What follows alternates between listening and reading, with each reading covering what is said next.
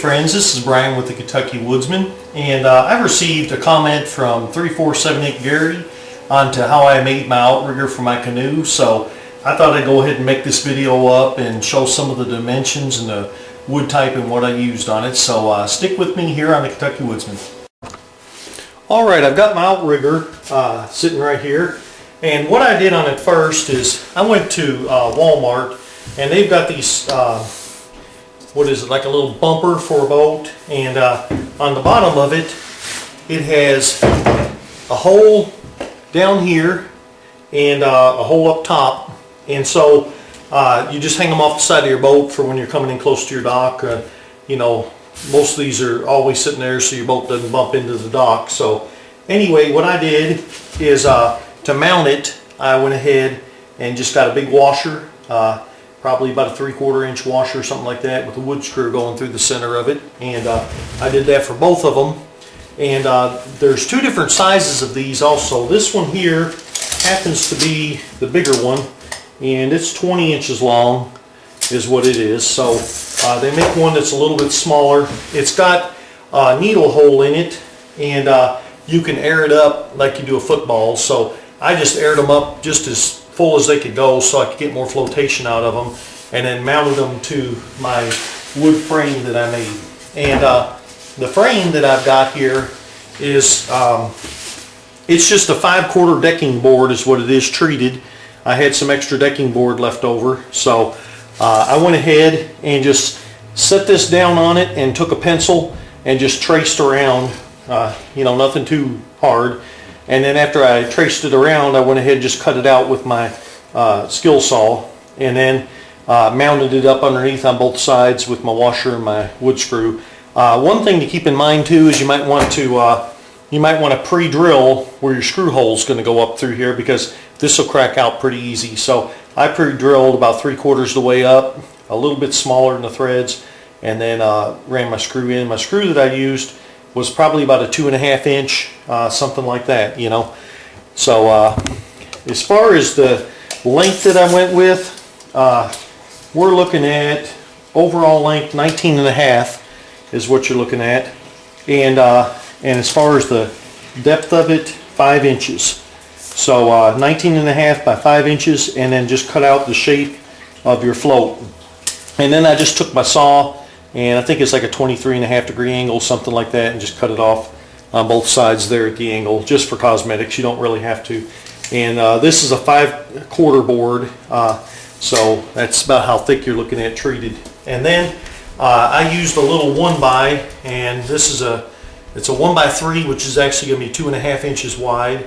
Again, I used some wood screws about 2.5 inch long, and I used the Torx type so I could crank them in pretty good, and put a washer on them, and found my center, and then just marked it and centered that on it, put 2 screws in there. And the total length of this going across my canoe is 73 inches. So that was wide enough for my canoe, and you know, it gave me the flotation that I really needed. When the big speedboats go by and I'm out there paddling, you know, this thing just rides really stable. You can stand up. And also, the good thing I really like about it, I put it right behind my seat when I mount it, and I'll show you that a little later. But when I'm bending over to pull my trot line up and get my fish off, I don't have to worry about tipping my canoe over. So that's a big plus on that. But I did the same for the other end down there also. And anyway, I just mounted onto my canoe with a couple of clamps, and it does really good, where I could just take it off, put it back in my canoe after I throw it in my truck, and I'm ready to go. So I hope this helped you. And anyway, I'll see if I can get my canoe outside, and it's been raining and snowing and sleeting and everything out here, but I'll try to get it out and mount this up and show you how I mount it next. Okay, thanks so much. Now what I've done is I've gone ahead and mounted this on. This my canoe is 27 inches wide right here, so I made marks on the back of my stabilizer, and that way I'd know just to bump it up even with the back of the seat. And then I put these clamps on. These allow me to take it loose and pick this whole thing up and just stick it inside here when I'm transporting it. A good thing is with these sticking up, I bought the smallest clamps I could by Irwin. It allows me something if I've got a fish basket or I want to tie off to something, I can hook right onto this, and so I can tie myself off to a stick up and fish around it or whatever. So I like that idea right there. So another thing, let me pull this camera off.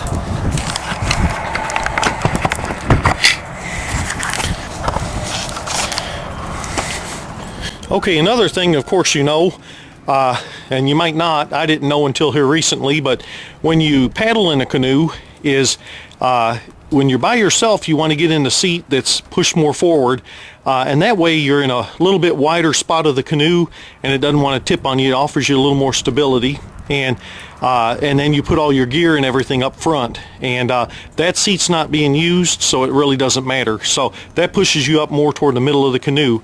But when you're with somebody else, what you want to do is paddle your canoe in the other direction, and of course the back person then wants to sit right here, and that offers leg room for the person in front of you, and then you'll put most of your gear right in here, and you'll take your floats off and stick them along the back of the canoe right there. So anyway, that determines which way you're paddling your canoe as to which seat you're going to be sitting in. But while I'm by myself, I usually sit in this seat, and I'll paddle in this direction, and I'll put all my gear up front, and it does real well there. So anyway, that's the mount, and I hope it helped y'all out. And if some of y'all want to build it, then at least you have the dimensions. Like I said, it does really good. I've got a lot of these big bass boats and stuff speeding around, and you know, nothing tips me over now, so it's pretty good. Okay, well, God bless y'all. Thank you for joining me on the Kentucky Woodsman.